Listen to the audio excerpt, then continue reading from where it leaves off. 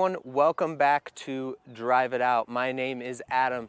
Today we are looking at this second generation Honda Pilot. Now you found us here on YouTube, and if you're familiar with the channel, you know that we do new cars as well as used cars. We do walk around reviews and we do car comparisons, but sometimes we like to go back to stuff that is definitely a little bit older, but that we think is still very much relevant. And the second generation Honda Pilot is where we have landed today. Now, if you have paid any attention since the turn of the decade, the car market has gotten a little weird because the world got a little topsy-turvy, right? So if you were in the market for a new car, things got tough really quickly because of the supply chain issues. And then if you turn to the used market, it soared there for a bit, and now it seems to be coming back down a little bit. Regardless, my point is sometimes the answer to what you're looking for is to find something that is old faithful, that you can just rely on. So second generation Honda Pilot definitely fits the bill and doesn't break the bank. So we are going to talk all about this today. This one in particular is a 2012 Honda Pilot Touring.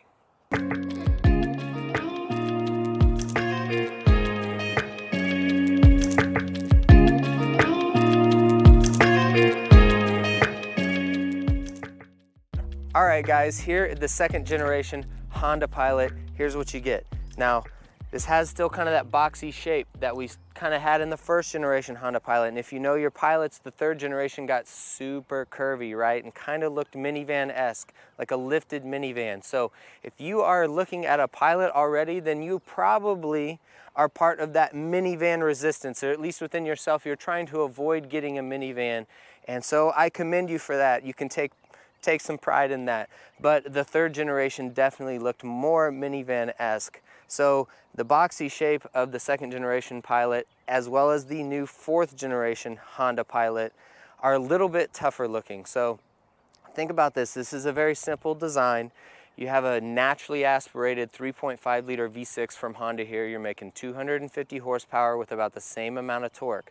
But it's the basics to get the job done. But you have v-tec here, so while you don't have a huge powerhouse that's going to wow you, it's not slow, it has adequate power, and you know what you're going to get from a Honda v-tec. From my v-tec people out there, it runs very smoothly, the throttle response is very linear, the power band is very good, and it's very good experience to drive this powertrain. Now, you still have a 5-speed automatic. That's a traditional automatic, but that's okay. The way they've geared it and set it up here, it works out quite well. But as you look at this, think about what are the things you're looking for if you're looking for a family SUV, specifically a 3-row, because that's what the Pilot offers you over, say, a Passport, right? Is you get a 3rd row. So we're going to talk a little bit more about the conveniences you get here, but I just wanted to look at the styling here. You probably see these all the time.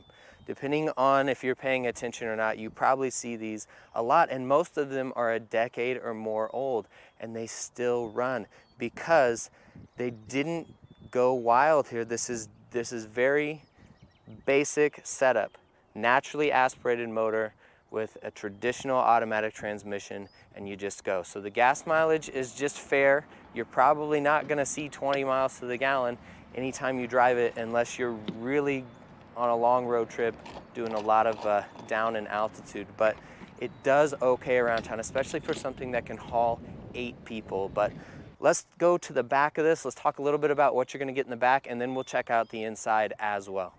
All right guys, let's talk about the part of the Pilot that may matter to you the most, and that is what's going on with the 2nd row, right? Because this is, if you got kids or, you know, passengers, this is where you're gonna be sticking them, right? So again, you're gonna get more room back here in this 2nd row than you would in a CRV, but these back doors don't open far like they do in a CRV of the same year. So something they did in the CRV to help you out, since you don't have as much space back here, is they actually make the back doors open a full 90 degrees like a police car, and that definitely helps with ingress and egress, and it helps with getting those bigger items in here like large car seats. These doors are not that way, but if you can get through the hole, then once you're in here, you have more room. But let's talk a little bit about the 2nd row. I'll get in here. I've got very adequate room. I am 5'11", but I am very comfortable back here, and you could easily put 3 people here next to me. Now, when you're here in the back, again, let's talk about what you get back here. You've still got good leather seats. I actually have really hardcore seat covers on these back here, and that has saved my butt a couple times. But I have climate control back here. I have an entertainment system back here, and I have multiple cup holders, multiple cubbies in the door, and I'm feeling pretty good back here. And I can even fit quite comfortably in the middle as well, and it's not too bad. You can have 3 seat belts here, and you can do 3 more in the back if you have to. But I tell you what, they really thought about throwing everything at this touring line. So if you're in here and you got kids and you're driving around and they're napping and you don't want the sun in their face, they have the blinds here that you can pull up, right? So it's pretty much a Rolls Royce back here.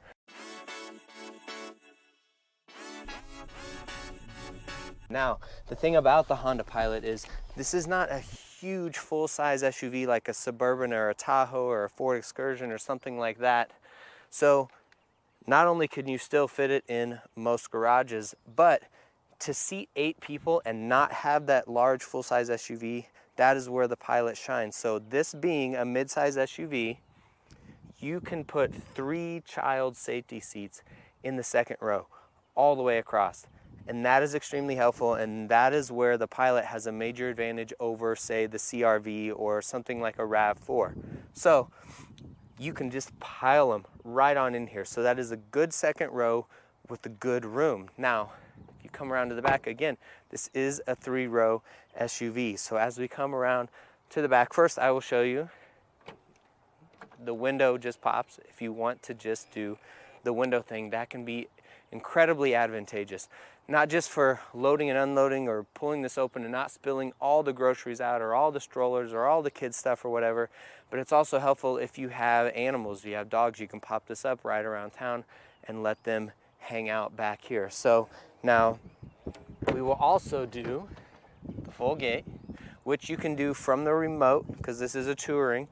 But now I've got all this, the third row laid down right now. I've got tons of storage. I have part of the second row laid down. I could go down with this other seat in the second row as well, and you're going to have really, really good amount of space and a flat floor, a flat load floor. So you have storage under here, and then I can pull up easily this third row. I can do either side. You pull it up, you've got headrests, and you can actually sit 3 people across in the third row. So rarely do I have a full 8 people, 2 in the front, 3 in the second row, and 3 in the back row, but you can do it. So it's actually, what's nice is I can put just some of the back row up, and I can have kids or whoever climb in here to get in if they don't want to have to climb in the back passenger doors, right? So that is nice. But now this is what I want to talk about. Remember I mentioned you want to talk about things that maybe you can't get anymore? Listen, take, for example, the new Toyota Sequoia that's just come out. It is hybrid only. They have taken away your options for a naturally aspirated setup there. It's hybrid only. What does that mean? It means you got some electric motors, you got batteries going on. So where do they tend to put that stuff? They put it in the floor.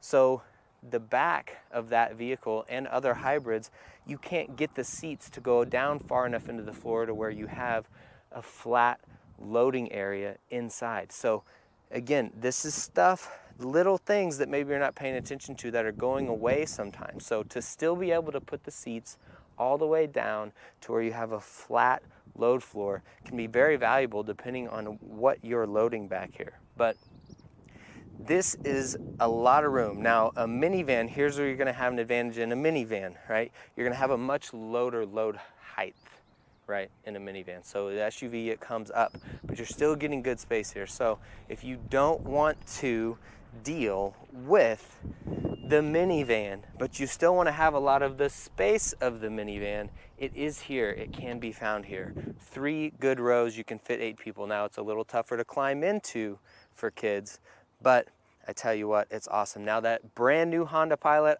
the best feature I think in it is that second row. You can actually remove the center seat in the second row, and so you can do the captain's chairs, 7-passenger thing if you want, or you can put the middle row in and you can have 8. But I tell you what, to be able to seat 8 people, as many as 8 people in here semi-comfortably. That third row is a little tight, and not have a big, huge, full-size SUV, that's saying something, and that is really where this Pilot shines. But let's take a little bit more of a look on the inside in the front of this Pilot.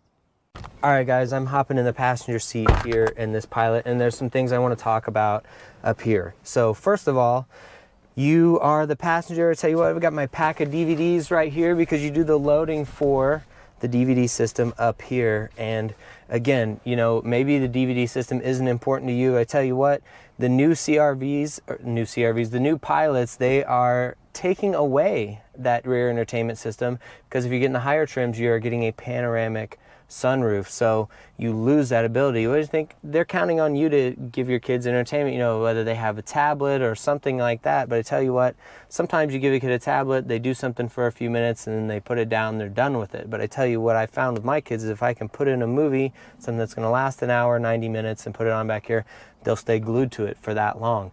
And that can help with going on road trips especially. So I think the DVD system is quite valuable, but you can judge that for yourself. But again, now this is over a decade old, but you've got Bluetooth streaming and you have some major amenities here that matter. You have memory seats for the driver over here.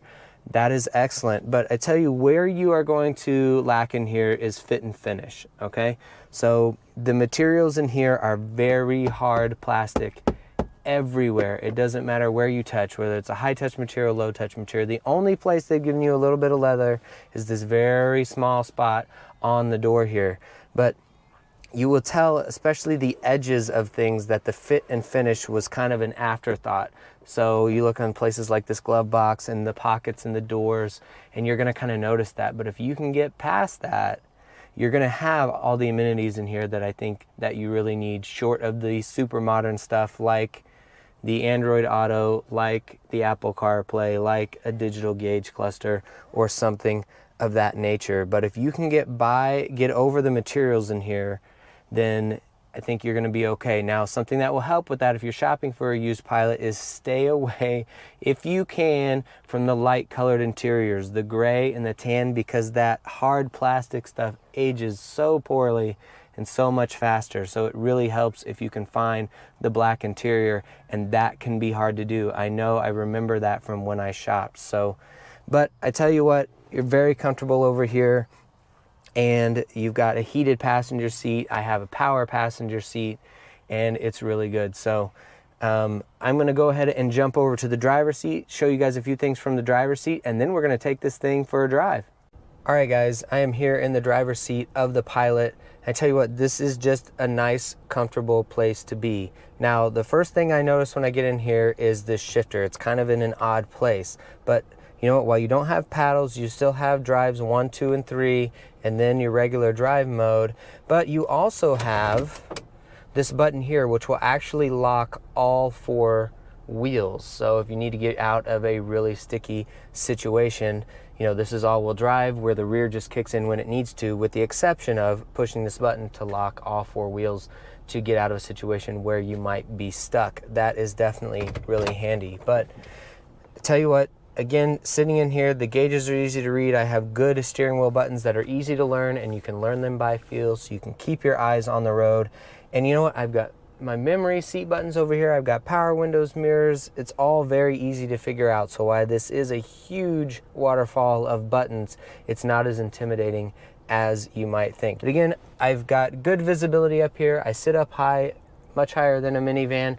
And while this is a larger SUV than a CRV or SUVs in that smaller class, I still am not so far away that I can't reach my passengers back here. If I need to assist with something, hand them a bottle of formula, whatever it is, whatever stage of life that you're in with your kids, you're not too terribly far away.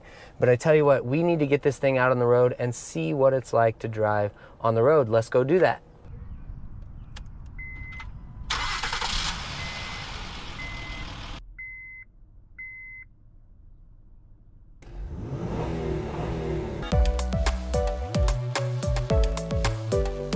All right, so the thing about the Honda Pilot is it's not going to be as sporty to drive as its Acura cousin, the Acura MDX, right?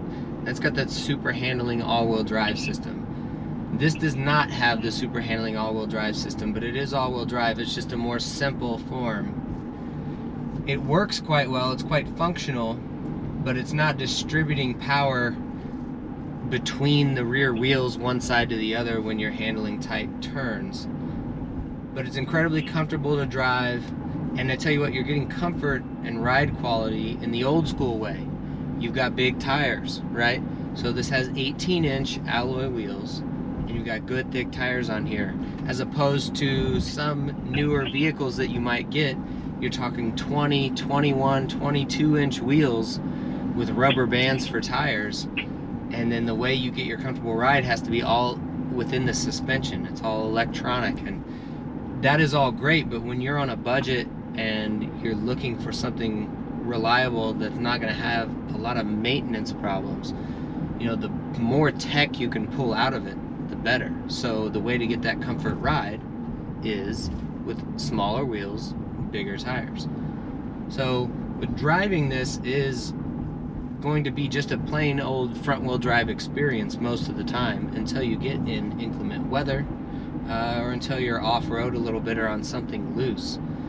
But again, off-road and something like this isn't going to be for crawling around. It's going to be, you know, gravel and loose stuff. You know, it's not going to be for crawling. The all-wheel drive system isn't built for that. You need a four-wheel drive. But if you have chosen to go after one of these as opposed to a minivan, you do get more off-road chops than a minivan, obviously. But I'll tell you what, I've driven this in inclement weather, I've driven it in snow, I've been off-road with it a little bit, and it does just fine. But I have also owned an Acura MDX and an Acura RDX with the super handling all-wheel drive, and it does not perform the same way, that's for sure, when you are taking turns tight, especially on pavement. But overall, this is a perfectly adequate all-wheel drive system and a great driving experience. It's very comfortable. All right guys, let's wrap things up on this second generation 2012 Honda Pilot. I'm gonna preach a little bit here just for a second if you've made it this far into the video, and that is, if you care a lot about reliability or keeping a vehicle for a very long time, or having a vehicle you know is going to have higher mileage, first rule I always tell people is choose vehicles that have been around for a long time. Like if you have no idea what kind of vehicle to buy, you're like, I just want an SUV or I want a sedan, but I have no idea. Think of names that have been around for a long time. So Corolla, Camry, Civic, Accord, CR-V, RAV4, Pilot. You know, these are names that have been around for decades. They know what they're doing. They've perfected the formula in many ways. That is rule number one. Rule number two is, if you can, pick something that is naturally aspirated. So a Toyota or a Honda V6 is a great example. So again, this is a 3.5 liter V6 from Honda, and you get v-tec. It's naturally aspirated. It's not overly powered. It's got 250 horsepower, but I tell you what, on newer SUVs, newer vehicles, they're making the cars do more with less, crank out more power with smaller displacement.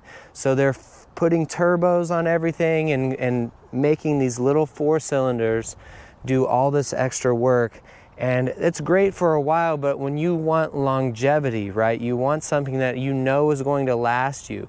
You want an engine that is larger and maybe overbuilt and understressed. I know I'm getting a little bit into the engineering side of things, but that is something that you can count on from Honda and Toyota, especially if you go old school. So this is kind of a balance. Not going too terribly old. It still has a lot of modern things in here, but you're going back far enough to where you're getting a lot of that reliability that comes with something that is built this way. You have a traditional automatic transmission. There's no CVT here, right? There's no dual clutch transmission in here. This is a typical traditional 5-speed automatic, and it's not going to be always hunting for a gear because it's a 10-speed, or because it's a CVT, it's not always going to be hunting for the ratio that it needs. you're going to learn to get what you expect out of that transmission and this engine when you drive it. It's a smooth driving experience. You know when you're in the torque band, when you're out.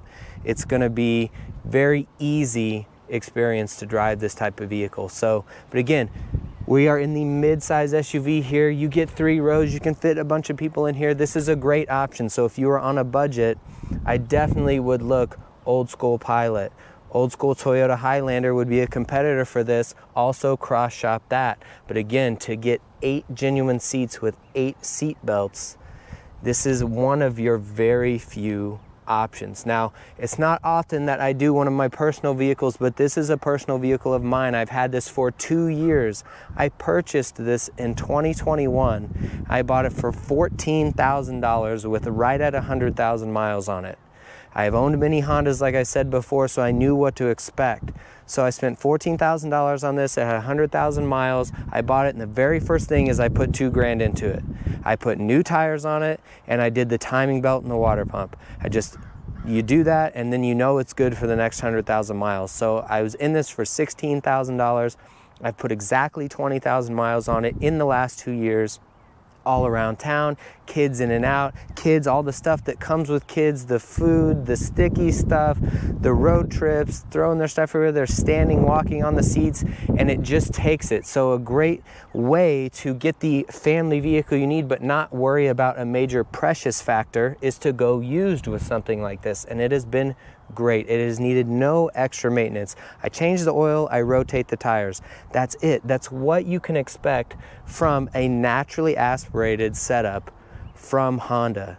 So you go to a new vehicle, I tell you what, you're going to be really surprised really quick. A lot of 4-cylinder stuff, pushing big heavy vehicles around, and they'll pair it with a hybrid system to try to help out with some power, but you're just adding more weight, and those tiny little engines are under a lot of stress. So this is a great option. So if you are shopping used for a family SUV and you don't want to go with a minivan, Honda Pilot, just look around, pay attention. You will see a lot of these still on the road, and there is a reason. So I definitely am a fan of the Honda Pilot, specifically the 2nd generation. I also am a big fan of that new 4th generation. Don't get me wrong, I'm all for new vehicles too. I have owned 22 vehicles in my lifetime, and I have purchased 2 brand new vehicles. The other 20 have been used, but I have purchased new vehicles. Sometimes you want something new, you want to treat yourself, you need more, or you need modern amenities. I get that, but when you aren't doing that, when you're on a budget,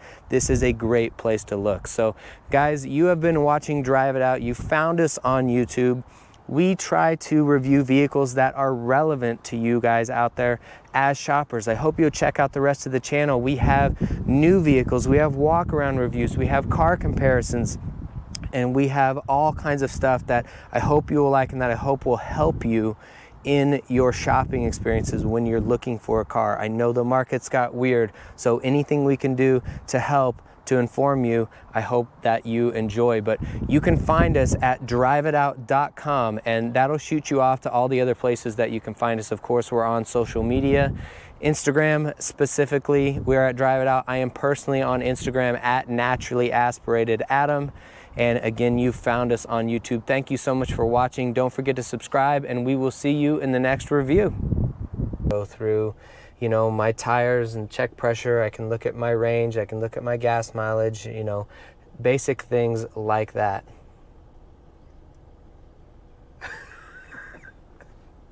Do you know that cat? He's just on top now. He's good. So I've been driving this around town, and I am getting about 15 miles to the gallon. But on the highway I get better.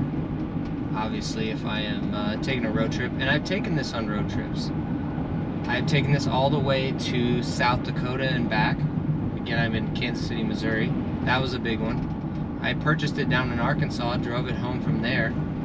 And it's incredibly good to have on the highway. Now you can tow up to 4,500 pounds with this because this is an all-wheel drive Pilot. If you get the two-wheel drive Pilot, it's only 2,000 pounds.